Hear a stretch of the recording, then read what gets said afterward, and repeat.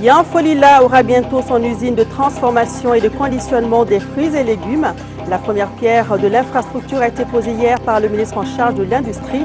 Pour 7 milliards de francs CFA, l'usine produira plus de 500 000 tonnes de fruits par an et créera plus de 60 000 emplois indirects.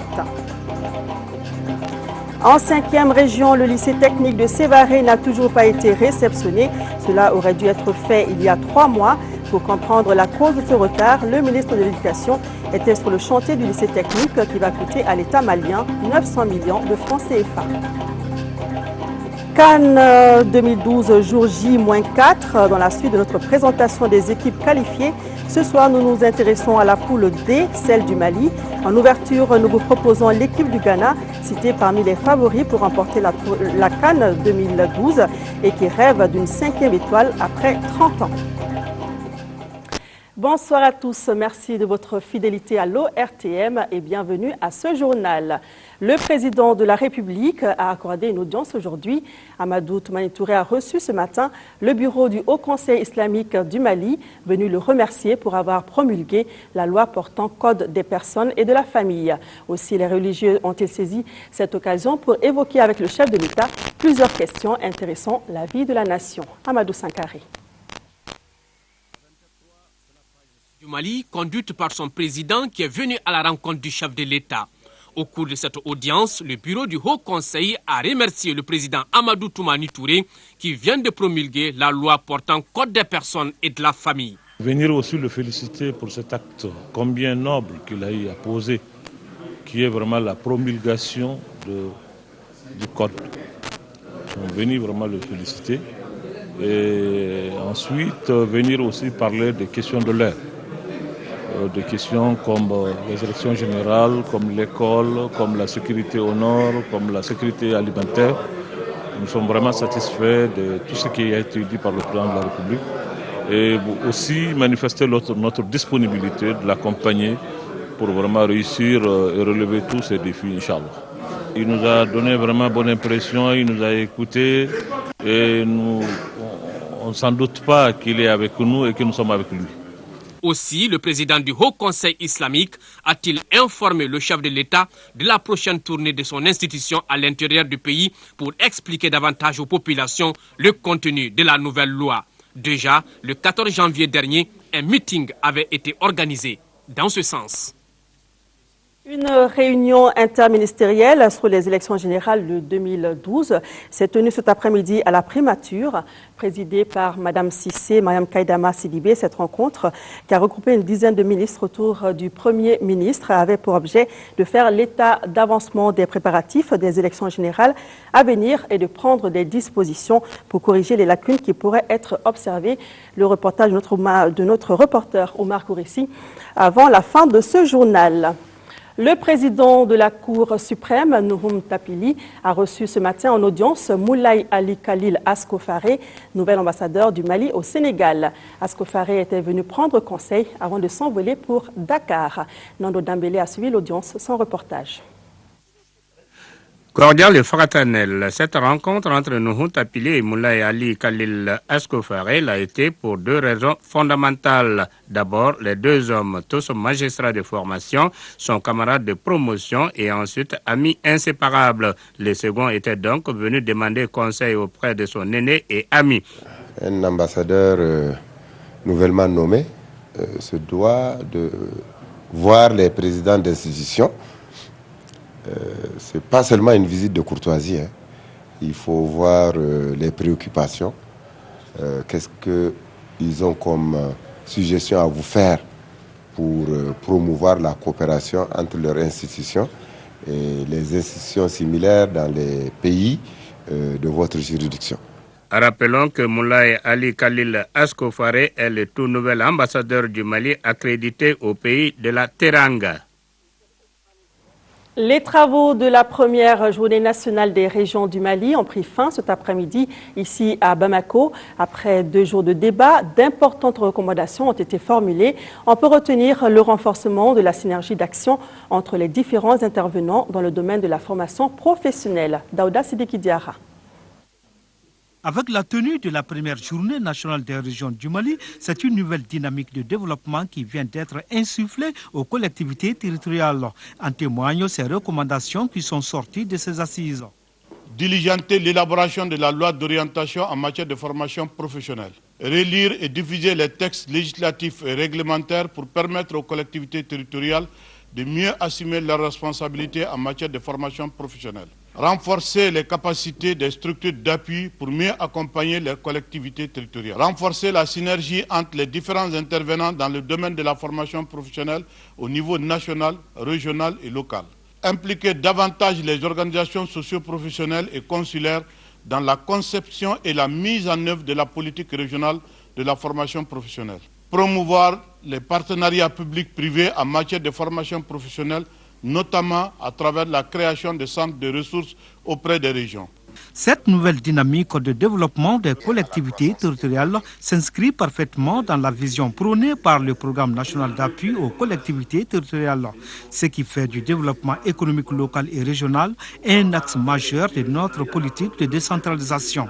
La pertinence des thèmes traités, à savoir le rôle des régions dans la formation professionnelle et la coopération décentralisée nord-sud et sud-sud, la qualité des interventions et des débats montre à suffisance que la première édition de la Journée nationale des régions du Mali a été une réussite.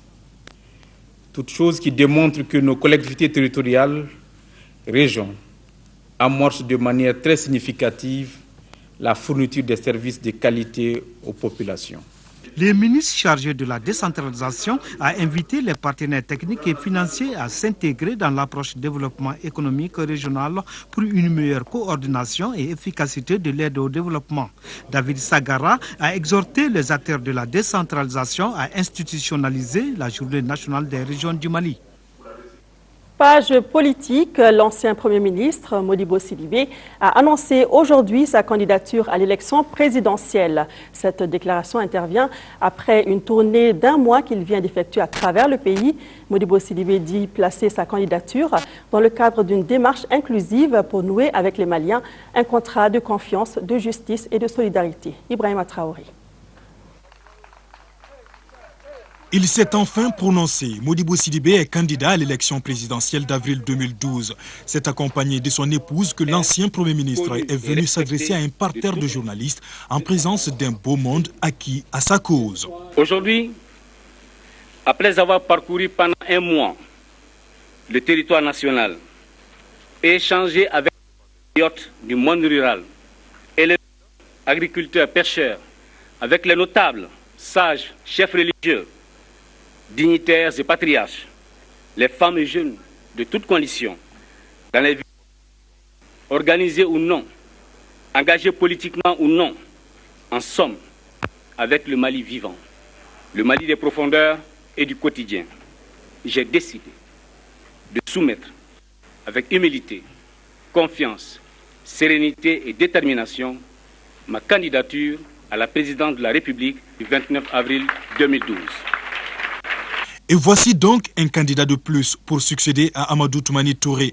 Modibo Sidibé dit placer sa candidature sous le signe d'une démarche inclusive pour nouer avec ses compatriotes un contrat de confiance. Il entend pour cela proposer aux Maliens très bientôt son projet de société axé sur le développement économique, social, culturel et technologique, le tout dans un état fort et juste.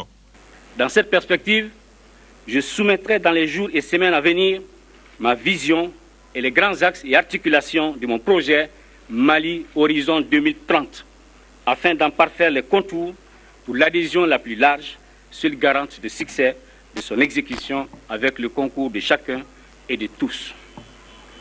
Le point d'orgue sera la Convention nationale de février 2012, qui réunira les mouvements et clubs de soutien, partis politiques, citoyens, diverses associations et organisations, tous ceux et toutes celles qui avec nous ont à cœur la construction de notre présent et d'un avenir radieux, un avenir rassurant pour les nouvelles générations de notre pays dans une Afrique, continent du XXIe siècle. L'ancien chef du gouvernement s'est réjoui des avancées démocratiques accomplies par le Mali au cours des 2 dernières décennies. Modibo Sidibé a justement saisi cette opportunité pour saluer le rôle fondamental et les leçons de démocratie données par les présidents Alpha Oumar Konaré et Amadou Toumani Touré.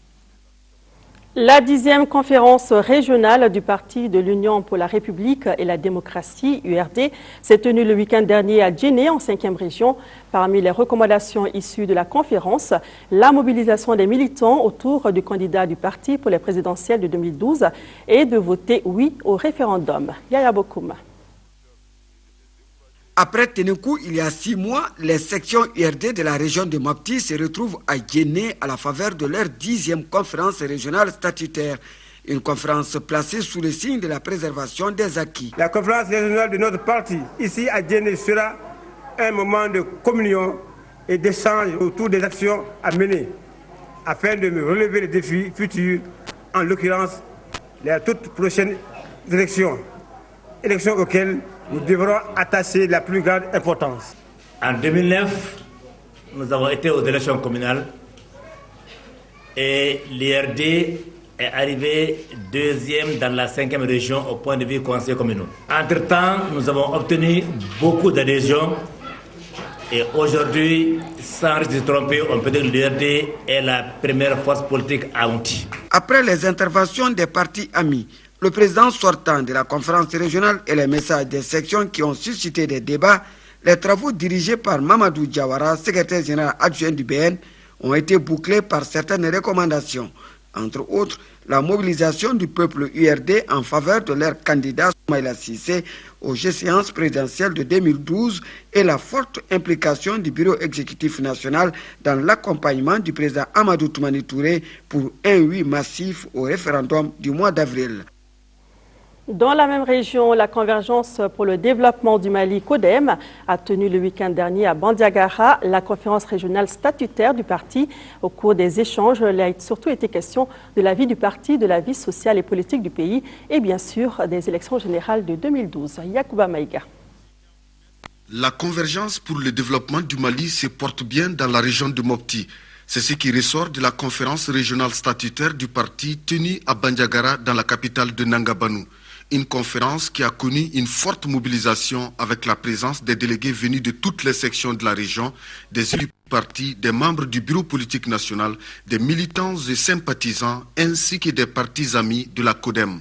Parmi les sujets évoqués figurent en bonne place la vie du parti, la vie sociale et politique du pays et surtout les élections générales de 2012 que la CODEM souhaite voir transparentes et apaisées. De la création du parti en 2009, la CODEM comptait 53 conseillers élus. Aujourd'hui, 2 ans après, elle compte 63 élus et nous avions 4 maires à l'essai du cercle, avec beaucoup d'adhésions de militants qui viennent de toutes les autres formations politiques. Parlant de la candidature de la CODEM à l'élection présidentielle, il n'y a pas d'équivoque pour le parti. La région de Mopti a d'ailleurs mobilisé un montant de 1 123 000 francs CFA pour appuyer le paiement de la caution du candidat du parti. Les 15 partis unis pour la République ont aussi renouvelé par la voix de leur président, le Dr Abdoulaye Amadoussi, toute leur confiance au président de la CODEM, Husseini Amion Guindo, pour être leur porte-étendard à la prochaine élection présidentielle. Chaque parti est créé pour la conquête et l'exercice du pouvoir. Soit tout le pouvoir, soit une partie du pouvoir. Soit seul, soit ensemble. Donc, la CODEM ira aux élections. Il faut signaler que la CODEM compte aujourd'hui en région de Mopti environ 150 conseillers communaux de cercles et de régions. À l'issue de cette conférence régionale, un bureau de coordination régionale du parti a été mis en place. Il est présidé par Husseini Saï, secrétaire général de la section CODEM de Bandiagara. Nous restons en 5e région et nous parlons cette fois d'infrastructures scolaires. Les travaux du lycée technique de Sévaré accusent 3 mois de retard, constat fait dimanche par le ministre de l'Éducation, de l'Alphabétisation et des langues nationales qui s'est rendu sur le chantier du lycée technique qui va coûter à l'État malien 900 millions de francs CFA. Les causes de ce retard avec Mamari Kone qui a suivi la visite. Exécuté par 2 entreprises maliennes, à savoir Djebkile et Issat, Sous la maîtrise d'ouvrage délégué de l'AGETIER Mali, le lycée technique de Sévaré en construction comprend un bloc de salles spécialisées, un bloc de salles ordinaires, 4 ateliers, une RDTP, l'administration, une infirmerie, une cantine, un local gardien et une clôture.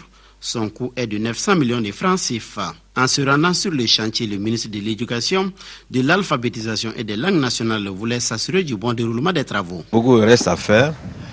Il m'a été dit qu'on est à 55%. Donc il reste encore 45%. J'espère que nous allons mettre les bouchées doubles pour que le reste soit exécuté dans les meilleurs délais. Sur le chantier, une seule entreprise travaille actuellement. L'entreprise ESAT a arrêté de travailler il y a 10 jours. La raison évoquée, le non-paiement des décomptes par l'AGETIER Mali. Nous avons déjà été saisis de cette question. Nous sommes en train de prendre les dispositions pour que cela soit. C'est vrai, ce lycée a été construit grâce à la volonté du président de la République qui a mis à notre disposition des fonds issus de la vente partielle de la Sotelma. Et nous allons faire tout pour que le reste des financements soit disponible pour que l'entreprise continue son travail. À en croire le ministre Salikou Sanogo, la construction du lycée technique de Sévaré devrait donner un coup de fouet au développement de l'enseignement technique et à la formation professionnelle dans la région de Mopti. Nous quittons Mopti pour Ségou, où l'équipe d'encadrement de l'université de Ségou a rencontré ce matin les étudiants. C'était dans le nouvel amphithéâtre de Ségou. L'objectif était de présenter le personnel et les locaux d'Ougoufana Traoré. Ils étaient près de 200 étudiants à cette première rencontre de prise de contact avec l'encadrement et les locaux de l'amphithéâtre de Ségou. C'est là en vue de préparer correctement le démarrage effectif des cours prévus pour le lundi 23 janvier 2012. Pour le responsable du patrimoine de l'université de Ségou, l'État a consenti beaucoup d'efforts pour que l'université de Ségou soit, et le maître mot s'appelle dans la capitale des Balazans, discipline et rien que la discipline. Nous avons tenu aujourd'hui à rencontrer les étudiants sur le site de l'amphithéâtre. C'était pour leur dire un peu l'importance de ce joyau que nous venons d'acquérir. Le gouvernement ayant fourni autant d'efforts pour nous mettre à disposition cet amphithéâtre, il était de notre devoir de leur dire l'importance et la portée que ça fait. C'était pour nous d'abord de leur expliquer, parce que c'est une première pour certains, après le primaire, le fondamental et le secondaire, d'être en contact avec de tels bâtiments. Donc le bâtiment a été conçu suivant des normes internationales, et si l'étudiant ne comprend pas ce qu'il y a à l'intérieur, ça peut nous porter préjudice. Au cours de la rencontre, le docteur Mariko a présenté les locaux et les différents équipements dont dispose l'université de Ségou. Bibliothèque virtuelle, sonorisation ultramoderne, entre autres. Nous avons une bibliothèque virtuelle et la bibliothèque virtuelle, mettre des informations en ligne nous coûtera vraiment excessivement de l'argent. Donc si l'étudiant ne comprend pas que ce n'est pas des trucs que nous gagnons gratuitement, il faudrait que l'étudiant prenne soin de ce que nous avons acquis. Ils auront tout le matériel nécessaire. Vous savez que cette salle, c'est l'une des meilleures de la sous-région. Parce qu'avec vraiment des fibres de verre qui augmentent l'acoustique, la sonorisation, vous avez été témoin. Quand nous sommes à l'intérieur, on n'a pas besoin de crier. Pour le docteur Mariko, l'équipe d'encadrement de l'université de Ségou fera tout pour être à hauteur de souhait dans la capitale des Balazans.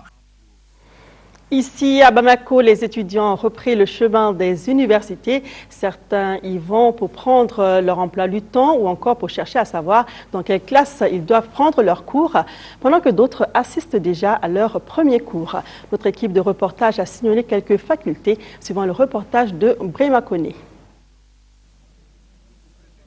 Ce mardi 17 janvier est considéré comme le deuxième jour de la rentrée universitaire à Bamako.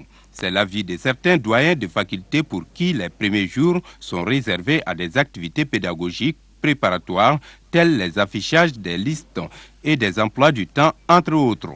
Tous nos cours doivent se dérouler à l'intérieur de la faculté dans les 3 amphis, respectivement de 500, 200 et 200 places. L'effectif de la faculté est de 11 603 étudiants. Donc, ce qui nous amène à prendre un certain nombre de dispositions que nous avons expliquées de long en large aux étudiants pour permettre en réalité d'entamer et de finir l'année en parfaite harmonie. À la faculté des sciences économiques et de gestion EFSEC, tout comme à la faculté des lettres, des langues et des sciences du langage, on assiste à une rentrée timide. Oui, on peut dire que la rentrée est effective même si il n'y a pas eu cours ce matin. Il n'y a pas eu cours ce matin tout simplement parce que on n'avait pas porté l'information au niveau des étudiants. Mais les enseignants étaient prêts, les départements étaient prêts. Nous avons fait des avis pour informer officiellement les étudiants de la date de la rentrée. Et je crois qu'il n'y aura aucun problème pour que les cours démarrent demain matin. Le démarrage des cours à l'UIG dans les classes de 3e année est perçu comme une bonne illustration du début d'une année universitaire 2011-2012. Ce premier cours du docteur Salif Ba, qui porte sur le modèle relationnel des données, fait la joie et la fierté des étudiants de l'UIG. Aujourd'hui, les cours sont très bien démarrés et je suis très heureux. Vraiment, nous quand même, nous sommes prêts à donner à fond pour que l'année soit une année de réussite. Que l'année soit sauvée, que les étudiants rentrent en classe et travaillent. Parce que si le travail nous paie, nous sommes prêts à travailler avec les membres de l'administration. Pour l'instant, ça se passe lentement puisque tous les étudiants ne sont pas rentrés. Mais ceux qui sont là, comme vous voyez, on fait réellement les cours. Et personnellement, à mon niveau, je viens déjà de faire la révision d'une première leçon qu'on avait faite l'an passé et on entame comme ça la deuxième leçon de l'année. Cette rentrée tant attendue s'effectue sur une note d'espoir car dans toutes les facultés visitées, les acteurs ont réitéré leur détermination à relever les défis de la performance universitaire. Bonne rentrée aux étudiants. Retour à l'intérieur du pays. Les travaux de construction et de bitumage de la route Gomakura-Tombouctou et Diré-Gundam connaissent une progression satisfaisante. C'est le constat fait par le ministre de l'Équipement et des Transports qui vient de visiter le chantier. Cette visite ministérielle a surtout concerné la troisième composante donc, du projet qui va de Niafunke à Tombouctou via Diré-Gundam, réalisé à un peu plus de 25%, nous explique notre envoyé spécial à Tombouctou, Bourama Traoré. Sur ces pas, le ministre de l'Équipement et des Transports vient visiter les chantiers de construction et de bitumage de la route Niafunke, Tombouctou et Diré-Gundam. Une route longue de 198 km. Par cette visite, le premier responsable du département des transports veut s'assurer du bon déroulement des travaux. 4 heures de visite ont donc permis au ministre Ahmed Dan Sénéga de bien voir et d'apprécier la qualité des travaux. Travaux qui ont démarré le 1er avril 2011 connaissent une progression satisfaisante. Le niveau d'exécution est évalué à plus de 25%. Au dire du visiteur du jour, si le rythme actuel se maintenait, le chantier sera bouclé avant les délais contractuels. Je suis vraiment très rassuré au constat que j'ai fait aujourd'hui par rapport à l'occupation de tous les postes. Le planning qu'on a vu sur le terrain ici, ce chantier sera livré dans les délais. Je pense qu'on peut même parier avant la fin des délais contractuels. Bon, cet homme nous a de toute façon habitués à cela. Je pense que ce qu'il faut dire ici, c'est qu'il faut maintenir cette cadence. Au total, près de 750 ouvriers d'une douzaine de nationalités s'activent sur le terrain, avec à la clé les moyens logistiques impressionnants, soutenus par une meilleure organisation de l'entreprise Soja Satom. De quoi rassurer les partenaires financiers. Absolument, je suis extrêmement ravi de voir avec quelle organisation, sens du devoir, efficacité, professionnalisme ce chantier se déroule. Vous savez, nous avions eu quelques préoccupations au départ avec, comme on l'a mentionné à plusieurs reprises, la situation sécuritaire dans la région. Mais grâce à la contribution du gouvernement malien, grâce à l'armée malienne, la Soja Satom a réussi à réorganiser de manière à pouvoir conduire ce chantier dans de très bonnes conditions. Le tronçon Niafunke, Tombouctou et Diré-Gundam constitue la troisième composante du projet de réhabilitation et de construction de la route Gomakura-Tombouctou. Les deux autres composantes concernent Gomakura-Léré et Léré-Niafunke. Le tout pour 483 km. L'ensemble du projet est financé par le Fonds européen de développement à hauteur de près de 78 milliards de francs CFA. Le cercle de Yanfolila aura très bientôt son usine de transformation et de conditionnement des fruits et légumes. La première pierre du Centre d'études et de développement industriel et agricole du Mali, CIDIAM SA, a été posée hier par le ministre de l'Industrie, des Investissements et du Commerce. La structure va coûter environ 7 milliards de francs CFA aux investisseurs monégasques.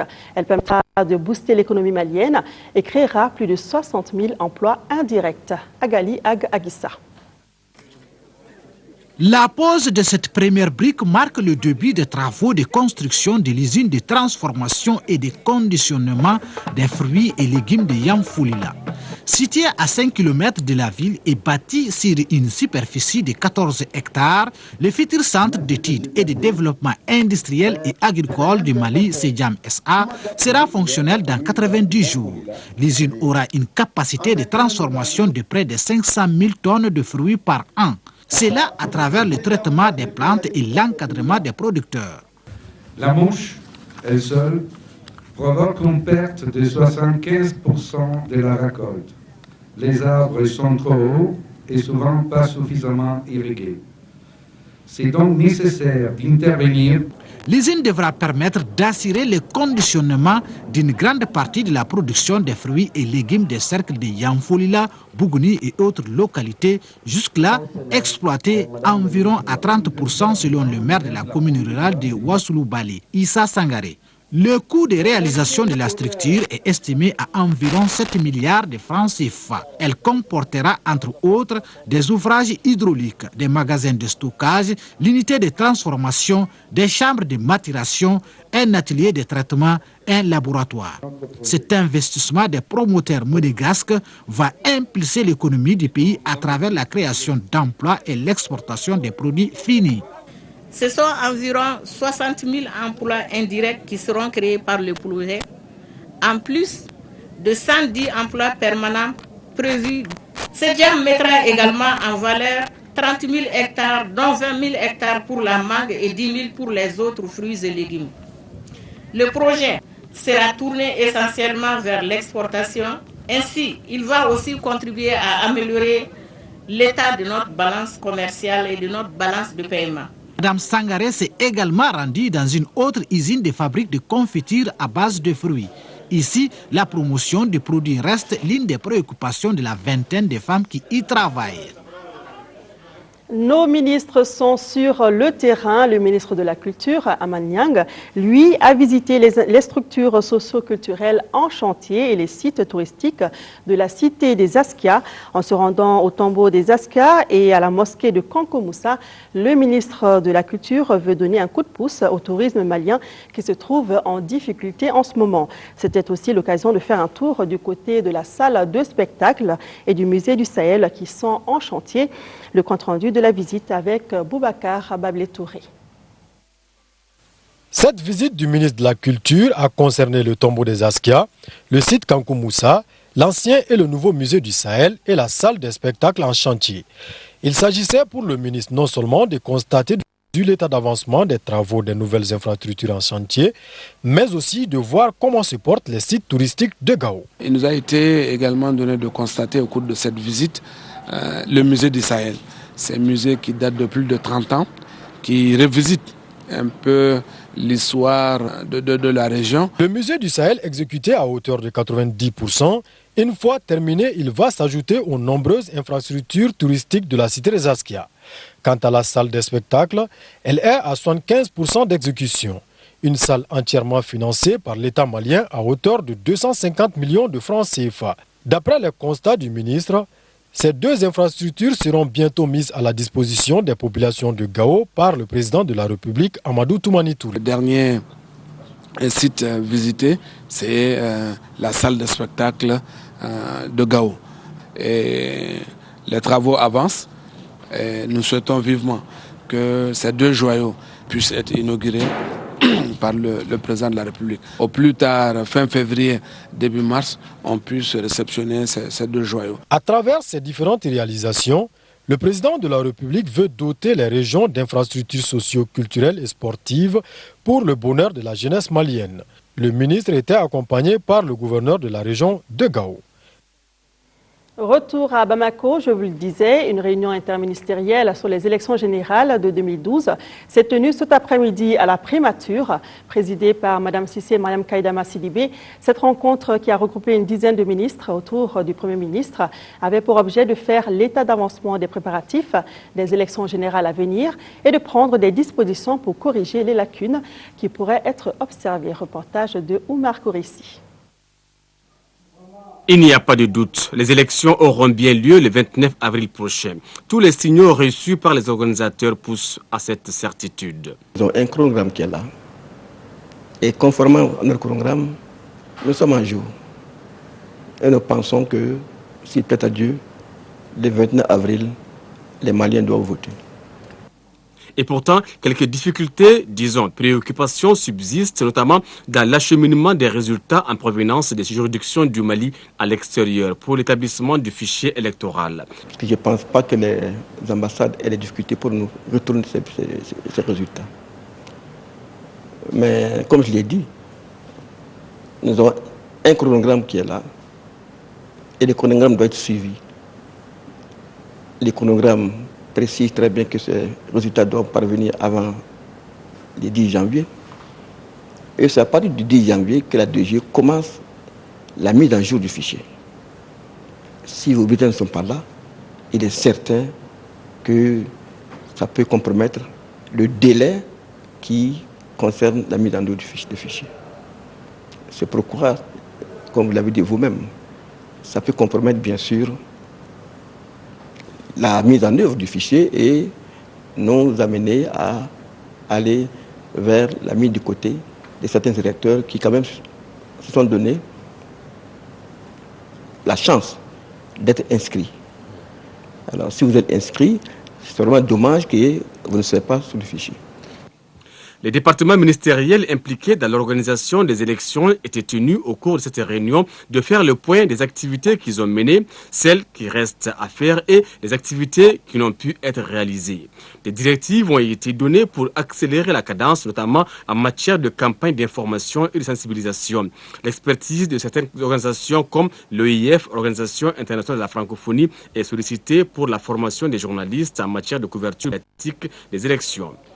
Par rapport au matériel électoral, tout semble être en place. Pour les 25 000 bureaux de vote prévus sur l'ensemble du territoire national, 50 000 urnes seront installées, 25 000 petites pour le référendum et 25 000 grandes pour la présidentielle. 55 000 isoloirs sont également prévus. Ce matériel a la particularité d'être en carton et détachable, donc facile à transporter. Enfin, pour assurer la transparence des scrutins et éviter tout cas de fraude, des bulletins, procès-verbaux et enveloppes infalsifiables et anticopies sont confectionnés.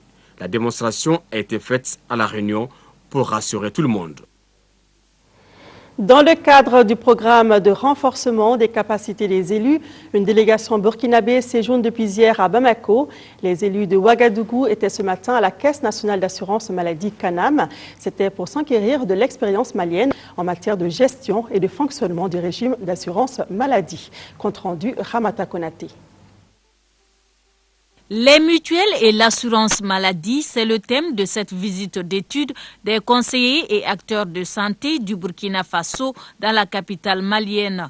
Après la Direction nationale de l'économie solidaire et la mutuelle des travailleurs de l'éducation et de la culture MUTEC, la délégation burkinabé s'est rendue à la Caisse nationale d'assurance maladie Canam. C'était pour s'enquérir de l'expérience malienne en matière de gestion et de fonctionnement du régime d'assurance maladie. Nous sommes venus pour voir dans le domaine effectivement de l'assurance santé.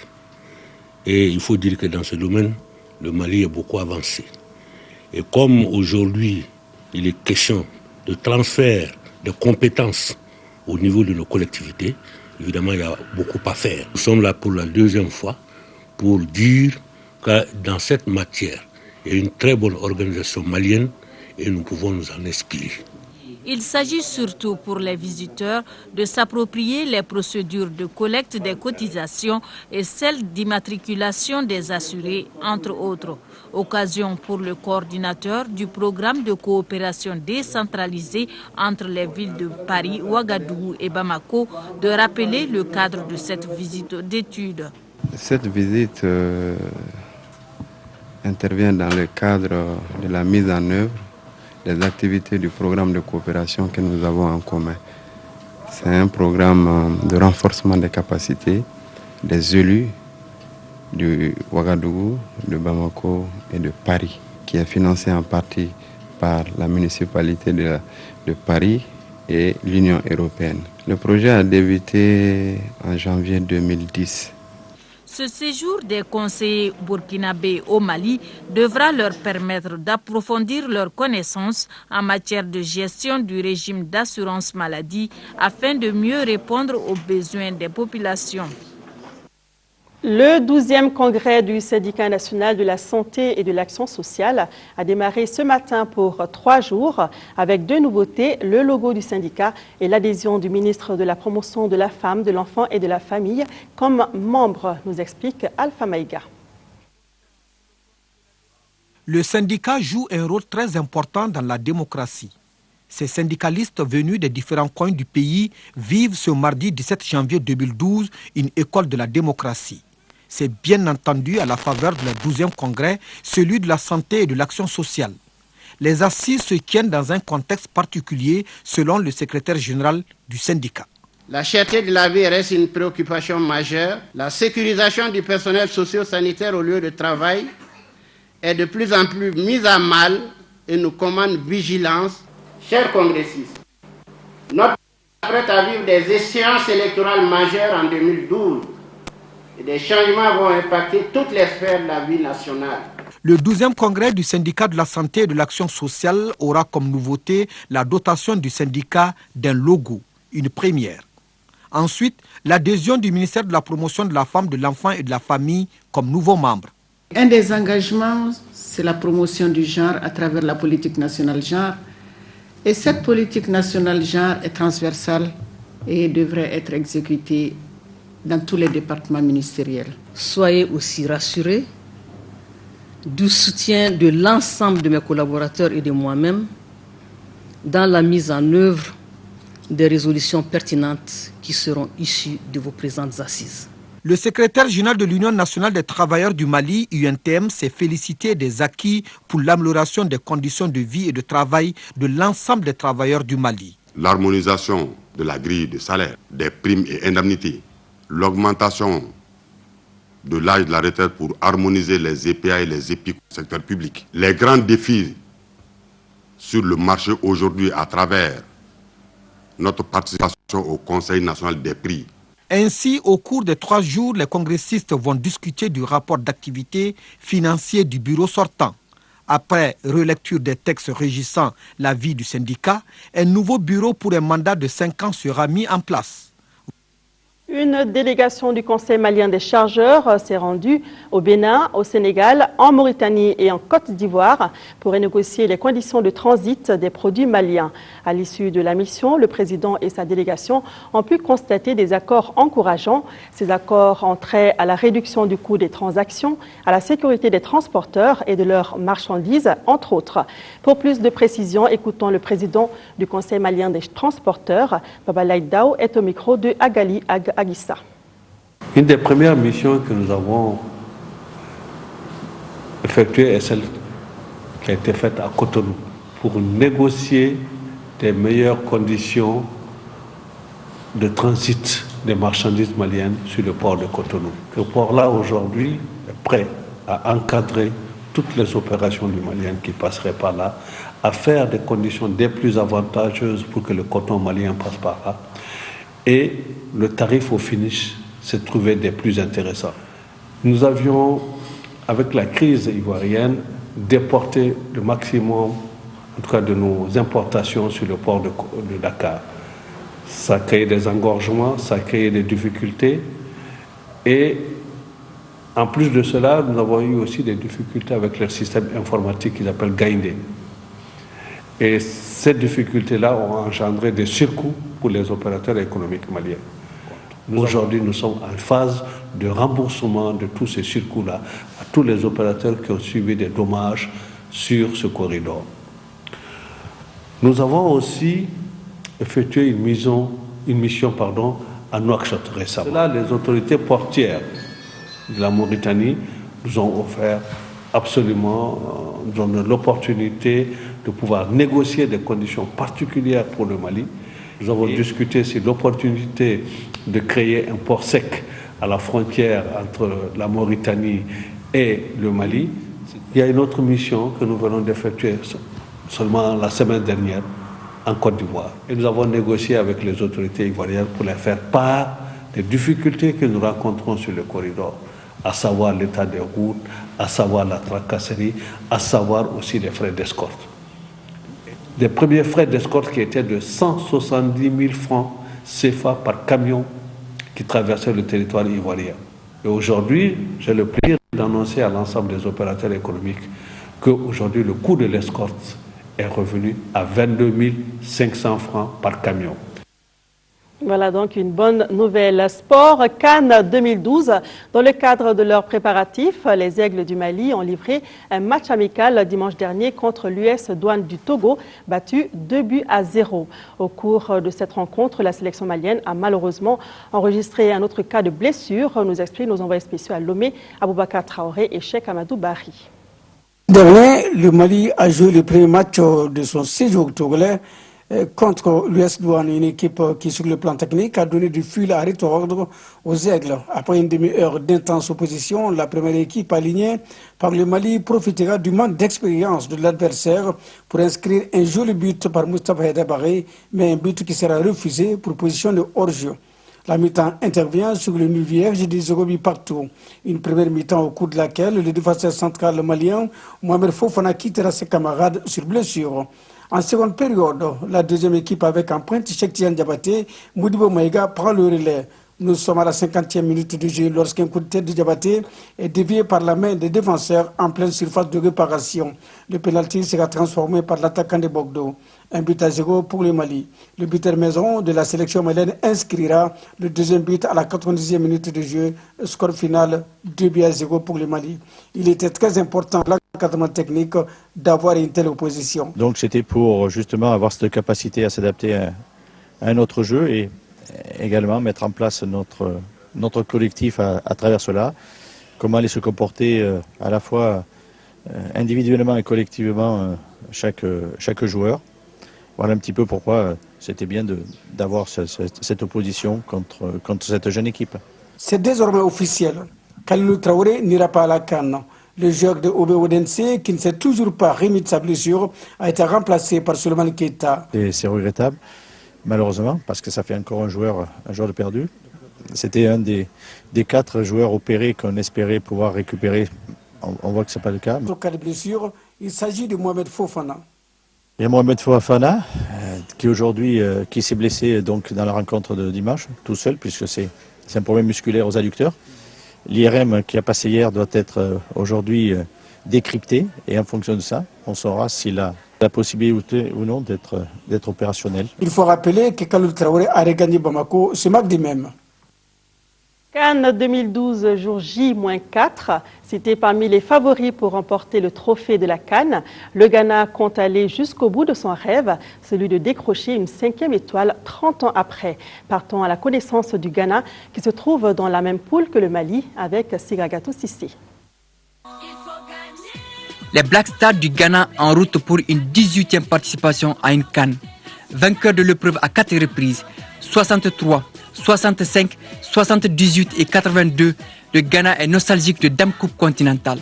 30 ans après le dernier sacre, beaucoup d'eau a coulé sous le pont.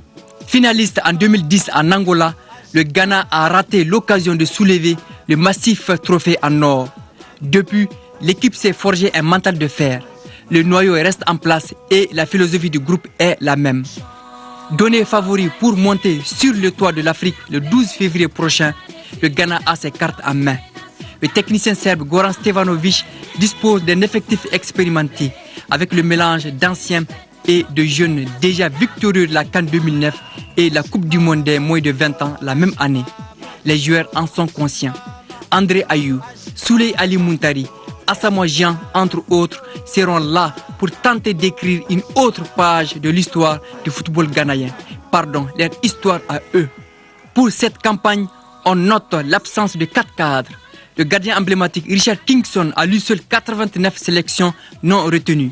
Les milieux Michael Essien en méforme, Stéphane Apia non convoqué et Kevin Prince Boateng, la force tranquille du Milan AC, ayant renoncé à la sélection pour des raisons personnelles. Tête de série du groupe D, le Ghana entend bien négocier le premier tour et entrevoir la suite des opérations avec sérénité. Et nous portons à votre attention ce communiqué qui vient juste de nous parvenir. Le ministre de la Défense et des anciens combattants porte à la connaissance de l'opinion nationale et internationale que ce jour, mardi 17 janvier 2012, vers 6 heures du matin, des assaillants comprenant des militaires entrés de Libye, auxquels se sont joints d'autres éléments se faisant connaître sous l'appellation du Mouvement national de libération de l'Azawad, ont attaqué la ville de Ménaka, région de Gao. La riposte des forces armées et de sécurité, soutenue par un escadron d'hélicoptères de combat et l'aviation légère d'appui, a enregistré le bilan ci-après. Côté assaillants, 6 véhicules détruits faisant de nombreux morts et blessés, des assaillants faits prisonniers. Du côté des forces armées de sécurité, on déplore un mort. Tous les aéronefs engagés dans les combats ont rejoint leur base. Le ministre de la Défense et des anciens combattants rassure les populations que des dispositions sécuritaires et de défense ont été déployées pour assurer la sécurité des personnes et de leurs biens. Fait à Bamako ce 17 janvier 2012, le directeur de l'information et des relations publiques des armées, le colonel d'aviation Idrissa Traoré. À présent, le championnat national Ligue 1, la 7e journée s'est achevée hier au stade omnisport Modibo Keïta avec le coup d'arrêt pour l'Assom qui essuie sa toute première défaite devant le COB 2-0. C'est par ce même score que l'ASB s'est imposé face à l'AS Police, compte rendu des 2 rencontres avec Al-Juma Tina. Encore une autre défaite pour les porteurs d'uniforme. Les journées du championnat national se suivent et se ressemblent pour l'AS Police, qui a connu tout sauf du succès. Pourtant, dans cette rencontre face aux jeunes de l'ASB, les policiers nourrissent de l'ambition. Ils dominent légèrement la partie pendant 1 heure de temps. Mais le réalisme leur fait cruellement défaut. C'est là au plaisir des pensionnaires de Garanti-Bougou Nerekoro, qui profitent de leur toute première velléité offensive pour ouvrir le score. But de Moussa Diarra à la 72e minute. Un véritable coup de massue dont les bleus de l'AS Police ne se remettent plus. 2 minutes après, à la 74e minute, encore l'attaquant de l'association sportive de Bamako, Moussa Diarra, idéalement servi par son partenaire Sadio Sissoko, signe le doublé. Sans être extraordinaire, l'ASB ne lâche pas son acquis de 2-0 qui lui fait extrêmement du bien. Nous sommes prêts maintenant. Le championnat maintenant vient de commencer pour l'ASB. Avec cette deuxième victoire, nous pensons que ça va suivre encore, ça va bien. Du côté des policiers, l'on est toujours optimiste quant à la suite. On traverse une épreuve, c'est une épreuve. Je pense que quoi qu'elle soit, il faut l'accepter, il faut continuer le travail, c'est le championnat. À l'issue de cette 7e journée, l'ASB avec 9 points s'est fait une bouffée d'oxygène au classement, en remontant à la 10e place. L'AS Police, quant à elle, reste scotchée à l'avant-dernière position avec 2 points. L'association sportive olympique de Missira avait reçu jusque-là un parcours flatteur. Elle espérait accrocher un autre grand, les Verts du club olympique de Bamako. Chose qu'elle ne reçura pas.